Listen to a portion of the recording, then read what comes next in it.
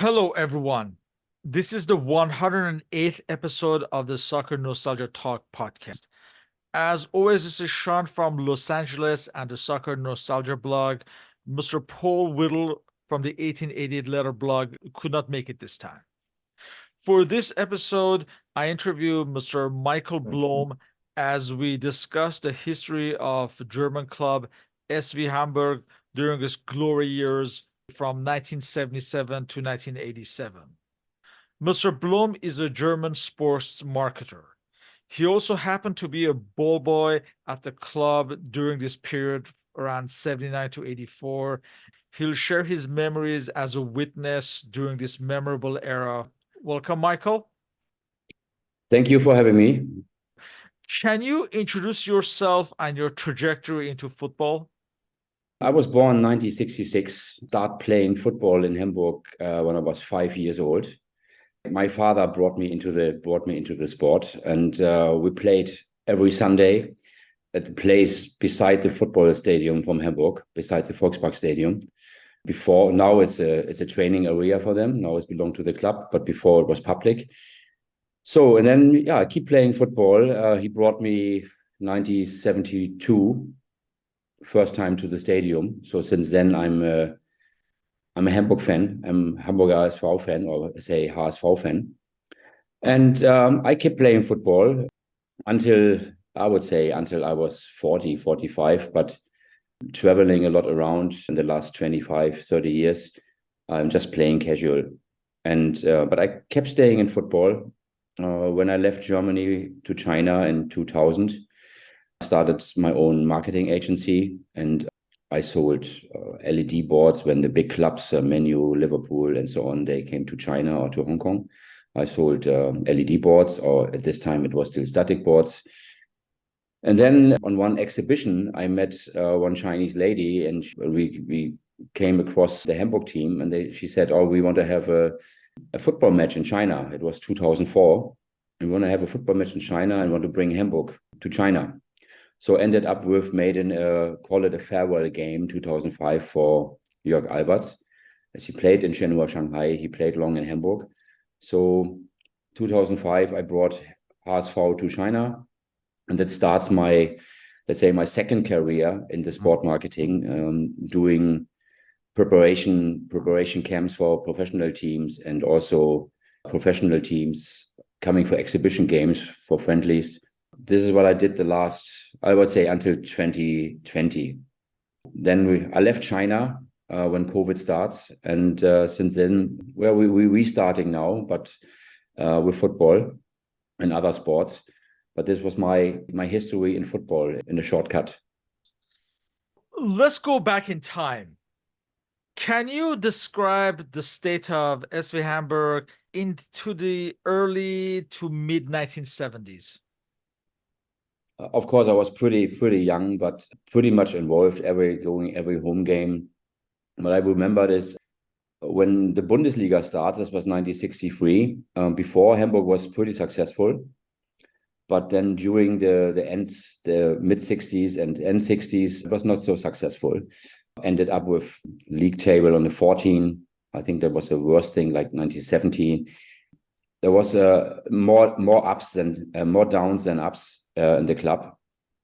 It was I think in May 1972. It was the area of Uwe Seeler ended with his farewell game, and Hamburg was in the midfield always. There was nothing really special happen until they appointed Peter Krohn as a president. He was the man who changed everything. I think today we would call him a nerd because he had totally different ideas how to market football and how to approach the fans. How did he change the team's fortunes? He opened at this time with his crazy ideas. One thing was he wanted to involve the wives of the football fans, because at this time, mostly men going in the stadium, and the housewives stay at home, and so the very traditional family. But he wanted the women as well. He wanted more fans. He wanted to attract the wives as well. So he had the crazy idea to have a pink jersey.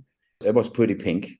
is even today, it would be very difficult to sell this idea to the fans. But at this time, he said, okay, there's a pink jersey and I have a sponsor.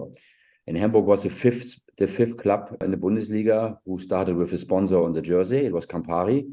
So I think all the Hamburg fans, even they born later, they have a picture of this, the pink shirts with Campari.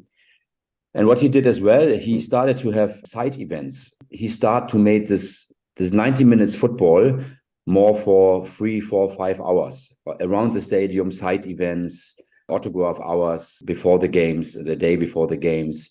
Then what I remember very well, he started to open a kindergarten in the stadium. It was on the main audience stand. He opened a kindergarten and everybody said, why the hell are you doing this? He said, okay, I want the whole family are coming and nobody's taking care of the kids. So if you have a ticket, you come, you bring your kid and the kids stay with us in the kindergarten and we're taking care of this while you watching Hamburg. That was absolutely new. Nobody did this. The summer of 1977 is very pivotal. Can you describe Krohn's transfer activity and how this was important to take Hamburg to the next level? Yeah, 1977 was a year where the first really big superstar came into the German Bundesliga. It was Mighty Mouse Kevin Keegan from Liverpool. The story is how Peter Krohn got this idea and how he financed everything was like, he was in England at this time. He watched football. He saw an interview from Kevin Keegan while he's saying, I won everything with Liverpool. I want to have a new challenge. I want to go somewhere else. Then Peter Krohn came back to Hamburg and tried to find investors because Kevin Keegan at this time, I don't know how much they paid for this, but it was an enormous sum. So he gets some investors, also typical Peter Krohn, begging for money, selling a very good marketing idea, and he got Kevin Keegan to Hamburg, signed, as I said, the first superstar in the Bundesliga history. This was a big step to get more exposure. 77 in the summer or in the end of 77, Hamburg won the cup. It's called Cup of the Cup winner versus Anderlecht. They won the final 2-0. That was the first big title for Hamburg. He wanted to get more of this. Yeah? So he wanted more international exposure. He was, in his time, he was 10, 15 years ahead of the time. Yeah. And we should mention he also signed Yugoslav defender Ivan Buljan from Hajduk Split at the same time as Keegan. Yes, exactly. The other important decision of Krohn was to dismiss the manager Kuno Klotzer and appoint Rudi Gutendorf to manage the side. How was this regarded at the time? It was a tough decision. What I remembered was how you can dismiss Kuno Klötzer. And Kuno Klötzer was dismissed even before the final. So Kuno Klötzer knew that after the final, he is not anymore the Hamburg coach. So, and of course, that was an internal discussion. And then after the final versus Anderlecht, Peter Krohn dismissed Kuno Klötzer. And everybody say, why you dismiss a coach? We just won the biggest title in our club history. And he just say, no argue, because I'm not happy with the performance. So we need new blood, how we say this even now. So he dismissed him, got Rudi Gutendorf, but actually he doesn't made it long, right? Rudi Gutendorf was in the season, I think he in the DFB Cup, so in the FA Cup in Germany, I think second round he get out. He got in the first or in the second round in the cup out because they played versus Anderlecht in the second round and they lost. So it was not very successful. We remember this era of Hamburg having shirt sponsors like Hitachi and later British Petroleum. And as you mentioned, Krohn was at the forefront of this type of shirt advertisement. Was this considered a novel idea at the time? Yeah, it was. It was. What I remember is it was a very, very big discussion when Eintracht Braunschweig with Jägermeister. At this time, Paul Breitner played there. They took Paul Breitner from Real Madrid to Braunschweig. And then Jägermeister is the headquarters of Jägermeister is around the corner. It's a very small village around the corner from Braunschweig. They were the first Bundesliga club with the shirt sponsor. I remember it was a big discussion, and then Peter Krohn had this idea before. So he let Jägermeister and Bayern Munich had, I'm not sure, I think it was Makiros Deutz or something, or even earlier. He let them do all the work with the DFB at this time, the German Federation. It was really new. People were not sure, is it a good idea or not, but it was already in his mindset. You need to gain more money. You need more money for investing. You need to have good players, and the players getting more expensive. And he made his own experience how to get Kevin Keegan. So in order to gain this money, this own sponsorship money, it was the first idea getting what has the most exposure is a shirt. Yeah. So it was pretty new for everyone. At this point in 1977, who are some of the better known players who would make the backbone of this Hamburg team? 76, they got Felix Magath, a true legend, still a true legend, not only because of his goal in 83.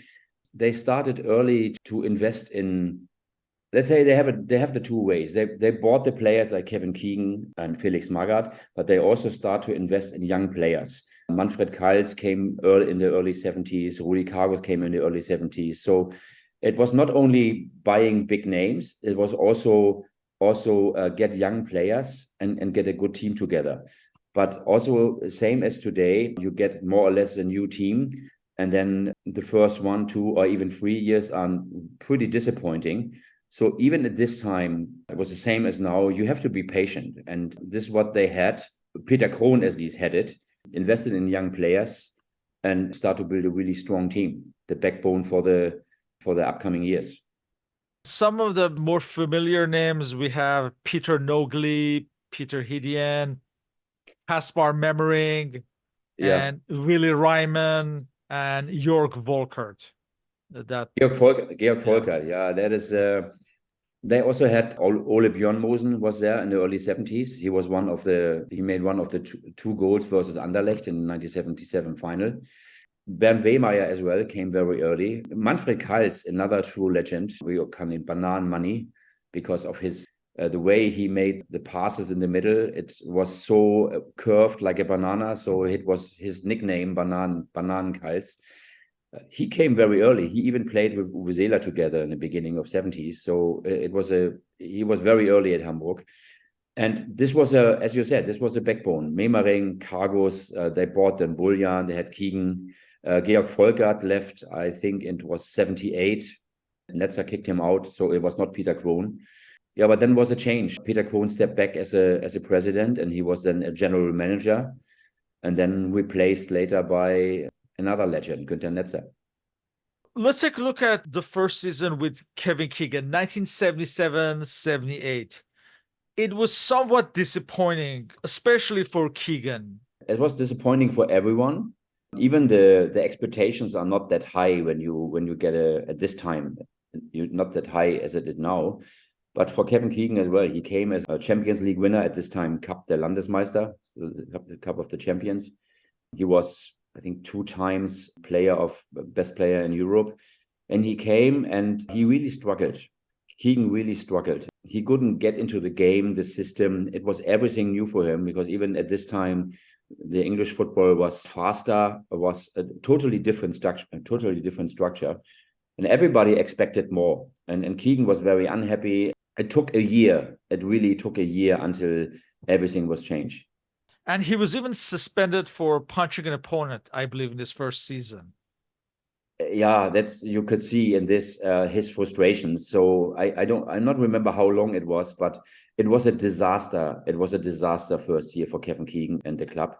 In fact, Keegan stated that some of his teammates actually cold-shouldered him and would not pass to him and things like that. He was not very happy this first season. And there's a speculation why they did this. Was it jealousy or maybe at this time already communication problems? Because of course today is a different.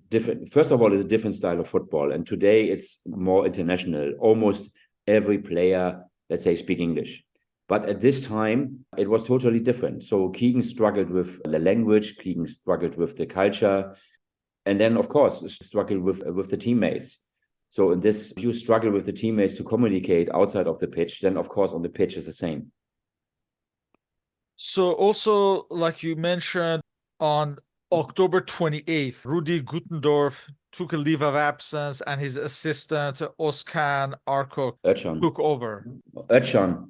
In the middle of this disappointing season, Krohn resigned, and you mentioned earlier he was replaced by former Borussia Mönchengladbach and Real Madrid star Günther Netzer. How important was this decision? That was the most important decision that he came. Peter Krohn was already, as I said, 10, 15 years ahead of his time, commercial-wise. Günther Netzer came, and he was commercial-wise the same level as Peter Krohn, but then, of course, he had his expertise as a former player, as a world star. So he brought this commercial part together with the football, because he knows what's happened on the pitch. He decided to say, okay, I need a coach, I need a super coach with high authority, a very old style, conservative. And then he took Branko Zebic, despite everybody knows that he is an alcoholic, but a great coach. So with this, with Branko Zebic, one of the first decisions from Günther Netzer, then the biggest time in Hamburg, in HSV history started. Not only he appointed Branko Zebic, but there were also a number of important transfers in this close season of 1978, and that included Horst Hrubesch. I remember, again, it's like at this time, you just read in the newspaper what happened yesterday, not like today. Yeah, you are more or less live on the transfer talk. But Horst Hrubesch was in Rot-Weiß Essen, in the second division. He was a monster. He was like in a good term. He made like 40 plus goals. He signed already with another club. I was not sure. Maybe it was Dortmund. And Günther Netzer, don't call me on it was Dortmund, but he signed already. And Günther Netzer really wanted him. So he made it happen that he paid the club who signed with him, he paid them off and get Horst Hrubesch. And Horst Hrubesch only uses heads. Yeah? So he was not the most filigrane football player we had in Hamburg. And then especially Günther Netzer wanted him. Günther Netzer known as a very high-tech football player. But Horst Hrubesch just used his head. And then he got him. And then this together with Manfred Kals, he was already 7 years or even 8 years at Hamburg as a very young player. This was the tandem, the tandem of success for Hamburg. Yeah? We said in Hamburg always, Kals Flanke, Hrubesch Kopf. Yeah? Kals pass on Horst Hrubesch, the header. It was a weapon. It would open a totally different style of playing football, more attacking and very aggressive. He also signed Jimmy Hartwig from Munich München 1860 and Bernd Wehmeyer from Hanover. Hannover. Yeah. Also, he offloaded Arno Stefan Hagen and Volkert. Because he thought they were the troublemakers when it came to Keegan. Georg Volkert, Schorsch, his nickname Schorsch Volkert. He was also very good technical footballer, and he was almost 100% on penalties. He was a good player, but when he let them go, it was exactly as you said. They said, "Okay, I think you are the troublemaker for the team. We need more harmony in the team, so you can go." Bernd Wehmeyer, what Netzer did is not only also focus only on the top stars. He knows the team is always is 11 or 15 players. So only superstars, it won't work. You need we call it in German, we call it Wasserträger. So the guys who's doing the work in midfield, the 6, the 8, and Ben Wehmeyer was a very good example for this. He was never a superstar. There's no troublemaker. He was just consistent in the midfield. He was the backup for the defense for Felix Magath. So for Felix Magath, the 10, making the game. And Wehmeyer was one of the guys who taken care for the way back. So with Branko Zebic in charge, Keegan was revitalized and re-energized, and Hamburg won the Bundesliga title in the 78-79 season. Despite his better performances in this season, Keegan had problems with the German media. Can you discuss this? First of all, it was a language barrier, and then the second is, of course, he was a superstar. Yeah. So what the media is doing now in a club with the superstars, they follow him in every step, no privacy anymore, and it was new at this time. In England, Keegan was a superstar, but he was not the only superstar in England. But in the German Bundesliga, he was more or less the only superstar at this time. So all eyes on him. As a year before, struggled with the language, struggled with the German mentality, struggled with the media. It gets better when he starts to speak German. He took his lesson, but as we all know, you start to learn a new language. It takes some time. You shy to speak. You shy to make mistakes. In the moment, he was more open, more friendly, and show everyone I want to speak the language. It went better. And then his first child, born in Hamburg, it gives the media and the whole audience a totally new perspective on him. He made it on the pitch very well. So he was, of course, he was the best player. Let's remember that he won the Ballon d'Or twice while at SV Hamburg in 1978 and 79. Yes, exactly. So it's as I said, the first year was a disaster. It was a time for adjustment. But then with the new coach, new system, new style also in the locker room, not only on the pitch, there was more straightforward, more tough, like a strong hand of a parent. That was Branko Savic. Discipline. And with discipline, the whole team discipline out of the pitch and on the pitch, this is the way you win something. At what point did you become a ball boy at Volpark Stadion? And can you discuss some of your activities on match days? It was 79. It was the season of 79, 78. I had a school friend. From time to time, he went to the stadium and he showed off like, oh, I was in the stadium. I didn't pay anything. And then sometimes it was still summer holiday. And then he asked me, oh, Michael, you a big football fan, and obviously you play football. You want to join me to be a ball boy for this weekend? I said, how we can do this? Oh, it's still holiday.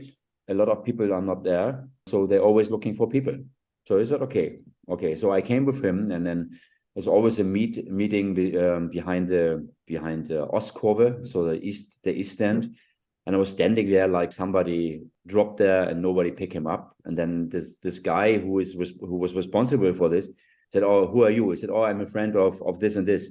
And I never saw you here. He said, "No, I was never here. I didn't know how it works." So he said, "Okay, I'm short of people, so you come, but you follow. Otherwise, he was very strong. Otherwise, I kick you out." He said, "Yes, okay, no problem." I was like, "Yeah, great. I can come in the stadium for free." And then they took us in the locker room, and then we have to wear our jogging training suits. So, and they said, "Okay, you stay behind the east audience." The east audience was where you show the results. So at this I was behind the goal, and then 2 weeks later I went there again just to think, okay, maybe I have a chance. So, but because I showed up always, the guy who was responsible, okay, Michael, come on. So, and then I was in. I was, even when it's raining and starts -degree, I was always there. So then I was in. And the activities in summer was nice. Of course, in summer was nice, but in winter you have we are very North German, wind from the east, a little bit snow, -4, -5, -10. It was freezing. It was really, really freezing. And there was not so much activity. You just join and you watch, and you should be sure that when you're running behind the ball, get it quick done. Be careful, because especially in winter, there's ice. The stadium is 40, 50,000 people in the stadium, and all eyes on the ball. So that means all eyes on you when the ball goes wide on the one goal. Make sure you not slip and fall, and the whole stadium is laughing. So it was amazing. It was really amazing, and I'm very glad that I was at this time, because I saw a lot of big games later on. I had the champagne out of the UEFA Pokal from Göteborg. We get a little bit in trouble with the Hamburg. We lost at home. I think it was 3-0 versus Göteborg. And then that was a rematch already. And then EFK Göteborg invited the ball boys into their locker room, and we had a sip of champagne out of the UEFA Cup. And then some Hamburg team members saw this, and they're really angry. They're really angry with us. But in the end, they didn't change us, and we keep going. So it was a great time. Let's get to the 1979-80 season. Hamburg were involved in the Champions Cup this season with some ups and downs. The Champions Cup, the biggest game for me was the game versus Real Madrid when they won 5-1. Lost the game in Madrid 2-0 in front of more than 100,000 people in Bernabeu. And at this time, it was still the rule with the away game. So you're losing 2-0, it's tough. It's tough. But it ended up with 5-1 for HSV. But Madrid was already the white belly team, the dream team. It was Stielicke, it was Cunningham, and it was a team full of big names. But we smashed them 5-1. It was the atmosphere in the stadium. I will never forget this. It was only twice I was in a stadium with this kind of atmosphere. It was a 5-1 versus Madrid. And many, many, many years later, the 4-4 versus Juventus in 2000. But the atmosphere was electric. It was absolutely amazing. It was so much power on the field. It was great. And of course, then we reached the final versus Nottingham, and we were the better team, 70 minutes, but we just lost it 1-0. Of course, when you reach a final, you always want to win it. But it was a great season in the end. That season, we have to mention that Netzer signed Dietmar Jakobs from Duisburg, who became one of the best Hamburg players of this era. Also, Holger Hieronymus arrived from St. Pauli, and Jürgen Milewski from Hertha Berlin. And this was the first season where Hamburg ended their partnership with Hitachi and started wearing British Petroleum as shirt advertisers. Yes. This was also Kevin Keegan's last season, and even during the season, he had said that he wants to return to England at the end of the season. Yes. 1980-81 season. Keegan is gone. Netzer achieves a coup by signing Franz Beckenbauer from New York Cosmos. Yeah. How was this looked at the time? Franz was already the Kaiser, highly respected. And then, of course, some people said, oh, Franz Beckenbauer is already old. He more or less finished his career playing in New York with Cosmos, played with Pelé together in one team. And it was another, I'm not so sure it was football-wise transfer or it was a marketing transfer. I would say it was 80% a marketing transfer because he was not that fit anymore. But of course, you have Beckenbauer on your side on the pitch. It's somehow like, wow, Franz played with us. Yeah, it was great. It was really great. Yeah. But it was controversial. It was controversial. But I think at this time it was marketing. Also, in this summer, the long-serving goalkeeper Rudi Kargus left, as well as Peter Nogli. So Netzer signed two goalkeepers, Uli Stein from Arminia Bielefeld and Hans-Josef Koitka from Rot-Weiß Ludenscheid. He also signed Jürgen Groh from Kaiserslautern and Werner Dressel from Werder Bremen. Yeah, as far as the league title, Bayern Munich of Breitner and Rummenigge won again with Hamburg just behind. Yeah, it was a time where the rivals, what you have now or what you have the last years or the last decade, I would say, it's here now Bayern Munich and Dortmund. It was in the early 70s Bayern Munich and Mönchengladbach, and in the beginning of the 80s was Bayern Munich and Hamburg. That was a big rivalry. It was not disappointing. They played well. Of course, Rudi Kargus, very well respected player, long time serving. Uli Stein was a little more extrovert. Rudi Kargus was more the not going out so much, more the artist. Now he's doing what he's doing now. He's painting and doing some arts. He was very introverted while he was a football player. And Uli Stein, totally different, totally different. Of course, we all know how it ends with Uli Stein when he punched Wegmann Oh yeah, for 87, yeah. So that was in the Super Cup versus Bayern Munich. That was the end of Uli Stein's career, but a great goalkeeper. It was changed, but again, Günter Netzer, the general manager, he not only saw the marketing part, how to get more investors, how to get more sponsors. As a former football player, world-class football player, he knows also what you have to be on the pitch. So it's not only the superstars, you have to have all kind of characters on the pitch, and these characters have to fit and be a strong team. And this was the advantage of Günter Netzer at his time. He could see it, and he could form a team. Still in this 1980-81 season in the UEFA Cup, Hamburg lose to Saint-Étienne 0-5. Michel Platini, yeah. Yes. And after that, Netzer dismissed Zebec, and there was an interim with his assistant Alexander Ristic. And ultimately, for the following season, Netzer appointed the Austrian manager Ernest Happel. Yeah. Now, was it self-evident that this would be one of the most important decisions of this Hamburg team?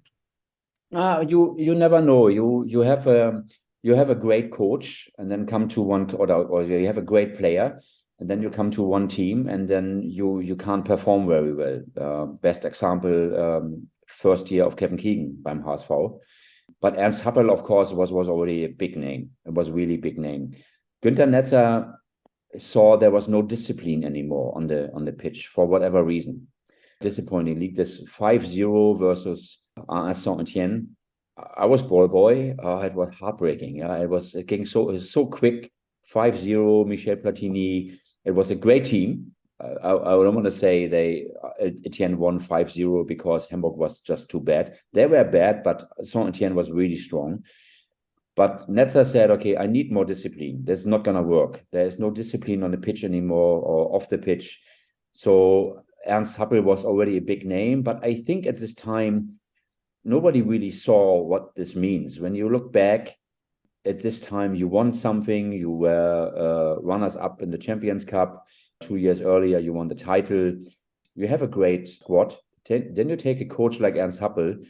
Not many people saw what's happened and what is possible, including me. Yeah, because it's at this time, as I said, you just have the newspaper. You follow, but the way you follow and the way you follow now football is a totally different story. With his first press conference, Ernst Happel, which I remember, you could see, wow, this is a lot of change now. There is a lot of change gonna happen here in Hamburg. Yeah. Can you discuss the 1981-82 season, which ended with the Bundesliga title and nearly the UEFA Cup? You saw the difference on the pitch. There was discipline. There was Ernst Happel wanted to have a lot of discipline. He did this forechecking. Nobody did before. It was a totally surprise for any team played versus Hamburg, that this pressing, which is today absolutely normal, but at this time, no team made it. Really, no team made it, and we run over every game we just won. There was sometimes, of course, there were luck. Then you made the equalizer in the last minute, but it was always, when you watch them playing, it was always a question of time when they make the goal. It was no doubt they made one, at least one, but it's just a question of time. Total different style of football. I still don't know what happened in the final versus IFK Göteborg. I have no clue what happened there. We were in the stadium. We lost the game. We lost there 1-0 or 2. I think 1-0 in Göteborg. Yeah. 1-0, and the home game 3-0. The home game 3-0. I still don't know what happened. It was crazy, but not disappointing in the end. Let's say this defeat versus Göteborg was just a part of the success for the next year. For this season, Netzer signed a Danish striker Lars Bastrup from Aarhus. He also signed a Yugoslav Borisa Georgievich from Hajduk Split, who did not adapt and left. This was the season where Hapoel installed Uli Stein as a starting goalkeeper, and he also integrated Thomas van Heesen into the side. So he molded a team to win the title. And we have to mention that Franz Beckenbauer retired at the end of that season with the Bundesliga title.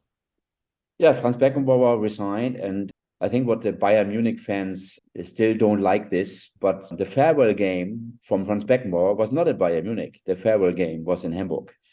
So he made his farewell game with the HSV and left with the title. Uli Stiele was already a great goalkeeper. It was actually it was really a strong team. Van Heesen was a young guy at this time, and then he was one of the key players in one key game for Hamburg to win the title 83.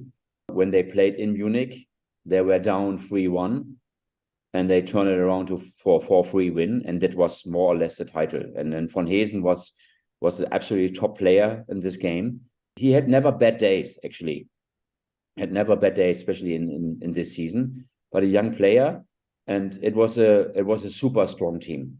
It was a super strong team. They didn't lost for 36 games, so more than one season in the Bundesliga. I think they lost after this. They lost at home versus Bremen. Unfortunately, our biggest rival in North, Bremen.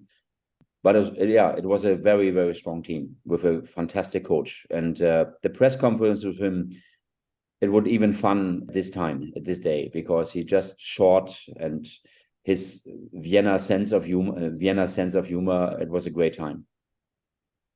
Now let's discuss the most successful season of the club's history, 1982-83.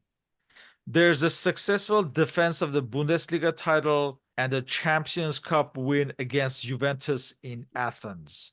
My memories of this season was I was sitting with my neighbor in his living room watching the final and got totally crazy when Magath made the early goal.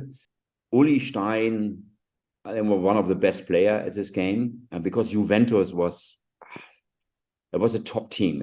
There was no doubt that they will win this final, and maybe they are so overconfident themselves that they think, oh, who is Hamburg? Easy, we will win this, and then they lost it. And then my memories was the one part was watching with my neighbor. And the next day, we all not went to school. We all went to the airport and welcomed the team. And no one made trouble in the school, or why you're not at school, why this, because even the teachers were at the airport. So it was okay. It was amazing. And then the first game at home after the title, the players made a round, Uli Stiele and Horst Rubisch holding the cup together and made a round in the stadium, because at this time you still have the track between the fans and the pitch. And I was still ball boy. Yeah? So they passing me like 20 centimeters away from me with the cup and the atmosphere in the stadium. That was the most memorable season for me. That season, Wolfgang Rolf arrived from Fortuna Köln. Another Danish striker, Alan Hansen from Odense, but he was not I don't so think successful. exactly. That season, Hamburg were more or less leading the league from start, except a late push by Werder Bremen towards the end. They were always at the top. And you mentioned they were basically undefeated for an entire calendar year before they lost to Werder Bremen in early 1983. So this was the zenith for Hamburg. Now, can you discuss some of the changes in the offseason that would lead to the turmoil in the 83-84 season?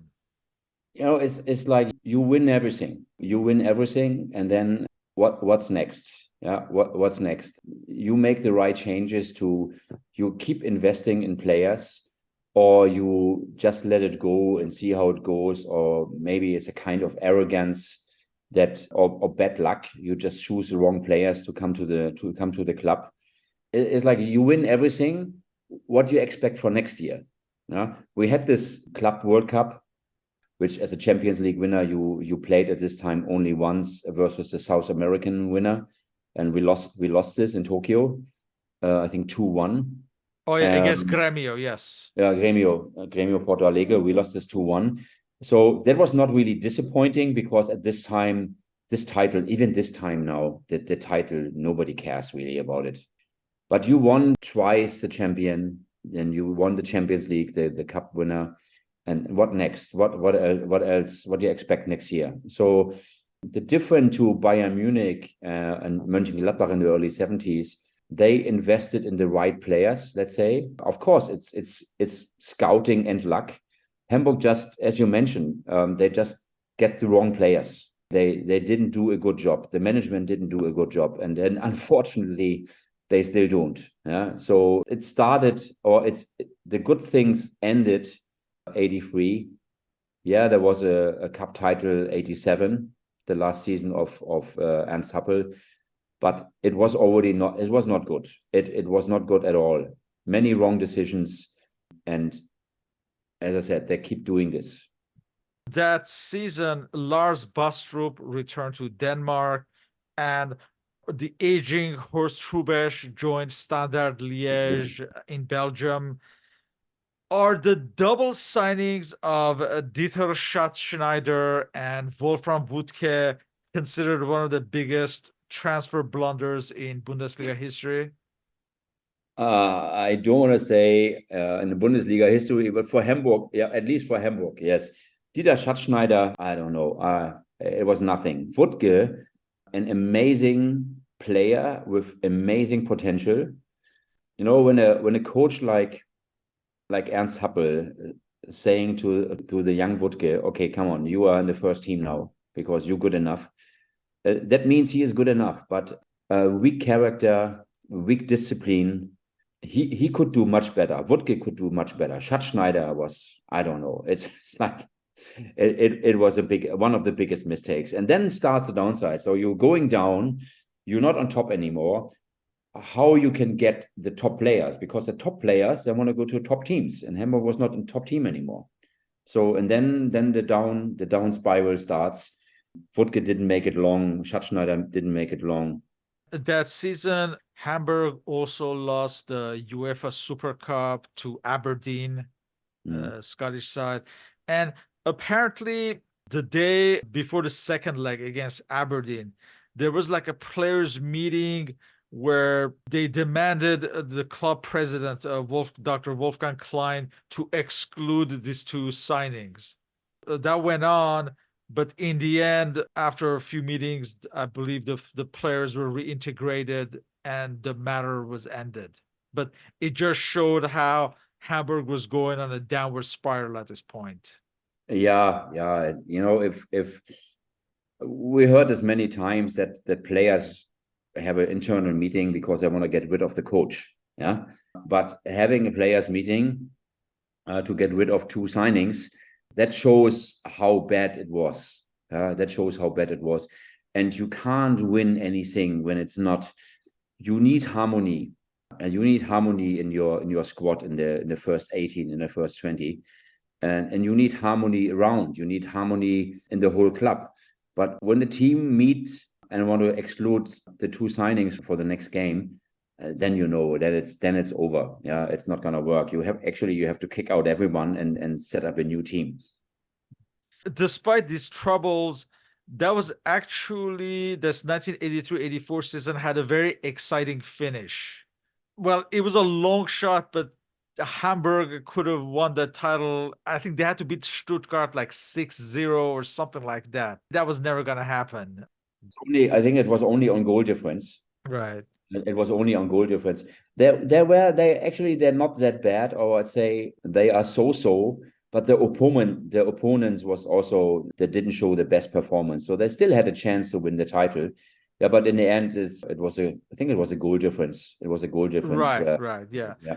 So basically, on the final week of the season, Stuttgart had 48 points, and right behind them, Hamburg and Borussia Mönchengladbach had 46 points, I believe. Just by coincidence, Hamburg and Stuttgart were playing on a final match day. And like I said, Hamburg had to win like 6-0 or something like that. But in the end, they won 1-0. So, and Stuttgart won the title. This was really the last time when Hamburg had the potential to win the Bundesliga title. And Yeah. we come to the 1984-85 season. Hamburg, with Ernst Happel still in charge, are really out of the Bundesliga race for the first time. And they were never really in it that season. In the end, they made it, they finished as fifth and just made the UEFA Cup. There are signings like the Scottish striker Mark McGee from Aberdeen, the Belgian defender Gerard Plessers from Standard Liège, but others like Hartwig joined Köln, Schatzschneider was offloaded to Schalke. Not a particularly impressive season for Hamburg. No, it was as I said before. It's you choose the wrong players, or you are let's say unlucky with this with your signings, and then it's going down. So all the top players left. Started with Rubesch, went to Standard Liège, and then all the strong midfield as Hartwig also left.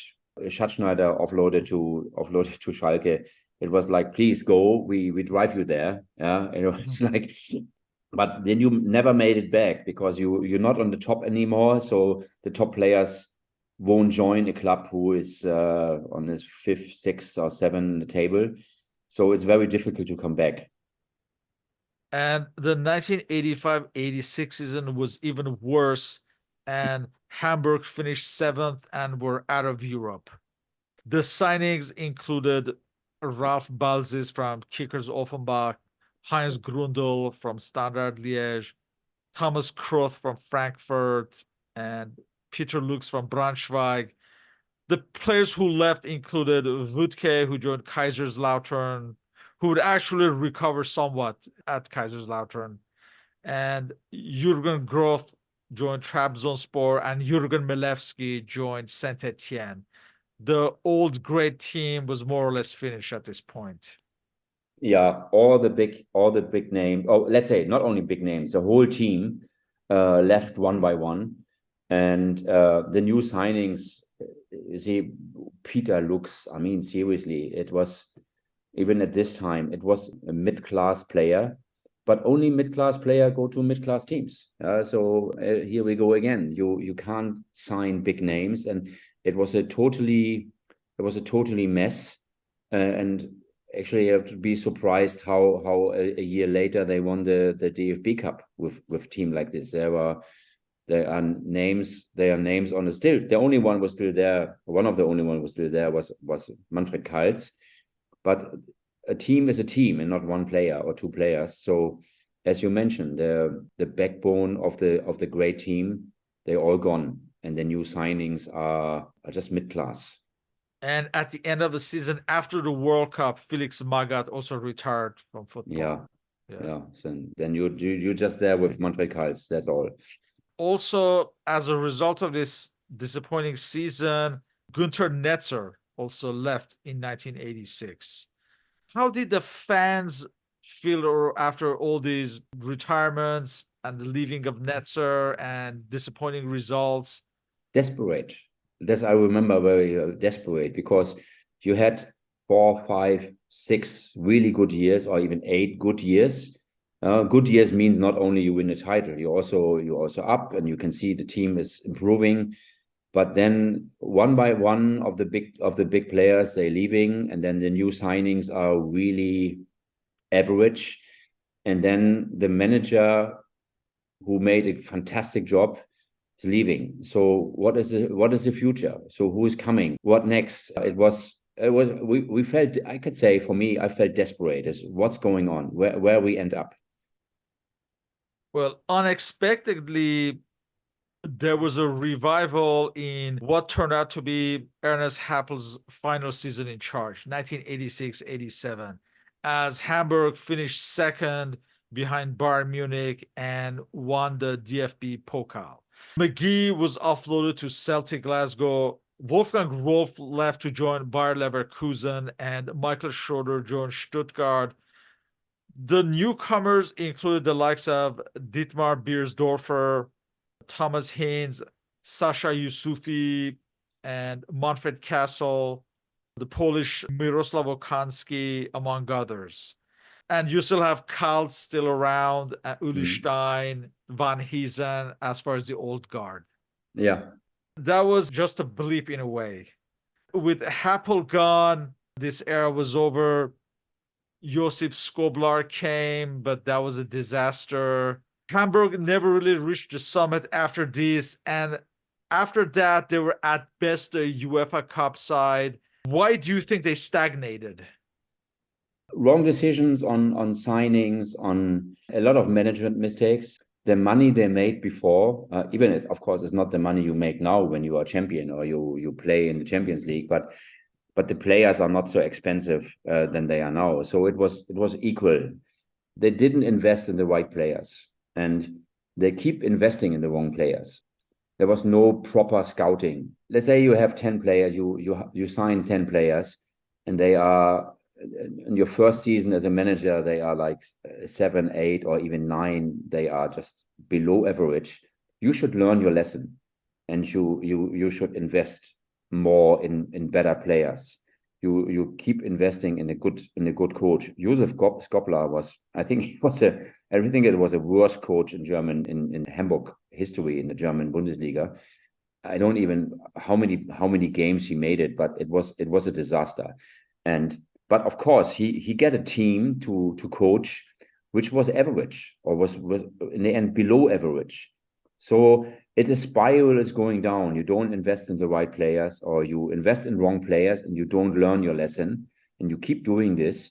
Then how you can expect, let's say, signing at this time Jose Mourinho for somebody who's playing in the Bundesliga, in the 10th or 11 in the table, he will not sign. So you need to have a good team, and once you are out of this spiral, so you are not on the top and not with the top players, you will not get a top coach. And if you don't have a top coach, you don't get a top players. That was down going from Hamburg, and they never recovered. They recovered somehow like 15 years later, but a little bit, at least play Champions League, but they never recovered to be a team like 40 years ago. It's not just Hamburg. There's other teams from that era like Köln, Stuttgart, Werder Bremen. Kaiserslautern, yeah. Yeah. And they've all have had lean times in this period. And only really Bayern Munich and or maybe Borussia Dortmund, who I guess have a different management infrastructure, I guess remain strong. But yeah, all those other teams have struggled in this period as well. Until a certain point, a couple of years ago, Uli Hoeneß was for me the mother of Football Manager.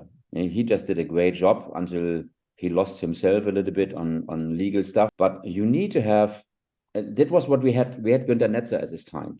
So he knows how marketing works. He knows how the exposure should work for a club. And he knows on the pitch, because he was a world-class player. So Uli Hoeneß is the same. He knows the one-on-one on marketing, how to attract investors and sponsors, and he knows what they have to be on the pitch, because he was a former world-class player. So that was a big advantage. Now you have manager. Look, which club is successful? It's still Bayern Munich, because even Uli Hoeneß is just the honorable president, but I'm sure he's doing the job in the background. Yeah, so that's why they're still successful. And look at the other teams, as you mentioned, Bremen, Kaiserslautern, Köln. Once the guys in the management left who has visions and also knowledge on the pitch, they struggle. And this is at the moment it's the same with Hamburg and with some other teams. You have manager, they think they are the greatest, but they have and they just have mid-level football experience. You don't make it. And it getting further, if you are in the middle, somewhere in the middle, and then you have Dortmund, you have Leverkusen, even you see Wolfsburg. Wolfsburg has a lot of money. But yeah, they won something with Felix Magath. So I can say Felix Magath was a great coach, because with more or less no name team, he won the German championship. But even with a lot of money, they not really make it. They are backed by Volkswagen. You see Leverkusen now this season do a really great job, because they have a lot of money, and they have a great coach, and they to a great coach, you get great players. And this is the difference to the to Hamburg in the mid 80s and in Kaiserslautern and so on. Are most younger fans knowledgeable about this memorable decade in a club's history, or is it all forgotten as far as they're concerned? The young kids, so I say young, everybody is young. I'm 57. I'm still with my club, even they're in the second division. I'm still going crazy when I see what the coach is doing since 2 years or 3 years with the team. I still going crazy when I see the potential of Hamburg, how much money can be there if the management just be nice to the investors. Yeah, when you talk with younger kids, they don't remember. They just see videos, and then you look at YouTube. You look at the video from the game Juventus versus Hamburg. It was like, oh God, I can't see it on my mobile phone. Oh, I don't want to watch it. Yeah. So it's a totally different time, but I think they wish they were there to join this. It was for me, as I said, the most memorable days, the lost Göteborg. So when you can share this with the young guys and say, oh, we lost this final, we played versus Michel Platini and lost 5-0. But then we didn't went to school to pick up the team when they're back from Athens after they won the Champions Cup. They wish they are there. Of course, they don't know. They just watch it on YouTube. But everybody wants his team winning and do a better job. The problem is that some of this, or let's say 50% of these fans say, oh, it's too commercial, blah blah blah. Sorry guys, no commercial, no money, no good players, no good coach, no good team, no titles. Very simple, yeah. So what do you want? You want to have no sponsor. Don't want to have any side events to get sponsors involved. Then you don't have money. So then you go in the fourth division, play football, and be happy. No, you don't want this. So you need to do the commercial. The view of this is actually similar like in the mid 70s when Krohn starts all the side activities with the kindergarten, with the pink shirt to attract more fans. It's pretty similar on a different level, but it's similar. So they don't see, or they don't want to see, the necessity of having this money in the background and then doing not with the money. We say money don't shoot goals.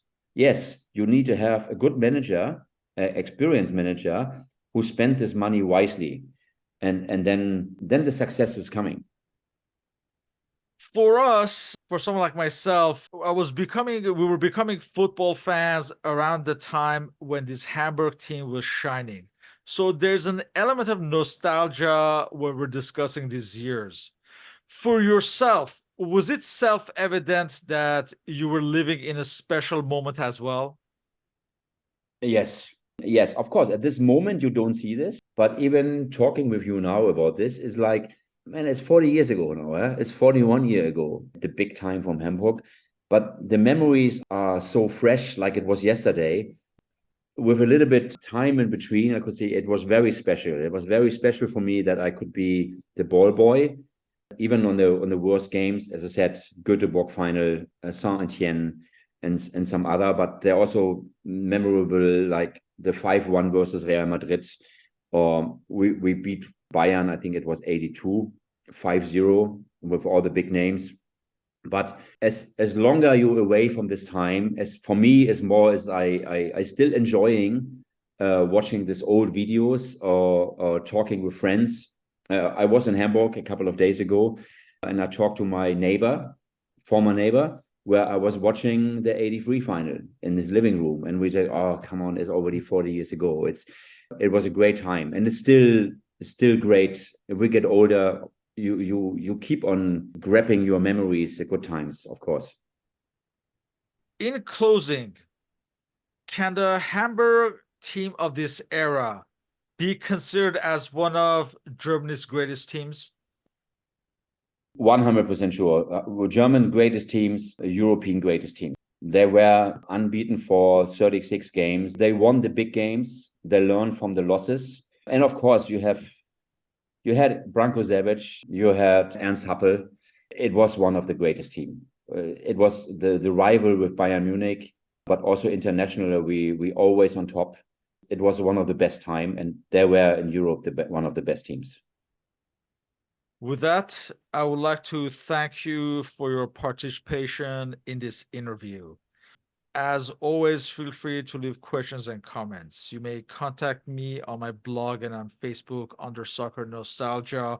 On Twitter, I'm at SP1873. Mr. Paul Whittle can be contacted on his blog, The 1888 Letter, and his Twitter handle is at 1888 Letter. You may also follow the podcast on Spotify, on Google and Apple under Soccer Nostalgia Talk Podcast. Please leave a review, rate, and subscribe if you like the podcast. Mr. Blohm's contact information is also included on the blog and podcast uploads. So, Michael, thank you very much.